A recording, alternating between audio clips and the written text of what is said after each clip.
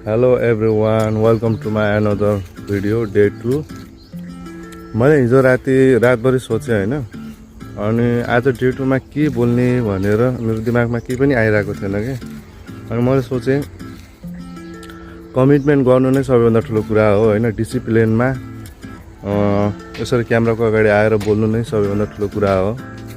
कुनै पनि कुरा स्टार्ट गरिसकेपछि कन्सिस्टेन्सी, निरन्तरता एकदम आवश्यक हुन्छ। त्यसैले मैले आज डे 2 मा धेरै केही नबोलेर एउटा शाहरुख खानको डायलग छ नि गाइज, के गरे, अगर किसी चीज़ को शिद्दत से पूरे दिल से चाहो तो सारी कायनात तुम्हें उससे मिलाने की साजिश में लग जाती। यदि हामीले कुनै चिजलाई मनैदेखि चाह्यौँ भने त्यसलाई पाउन धेरै गाह्रो छैन, इम्पोसिबल छैन। इम्पोसिबलले पनि लास्टमा आई एम पोसिबल भन्छ। त्यसैले आफ्नो कामलाई निरन्तरता दिनुपर्छ। आजको लागि यति नै। फेरि डे 3 मा भेट्नेछौँ। हस्त।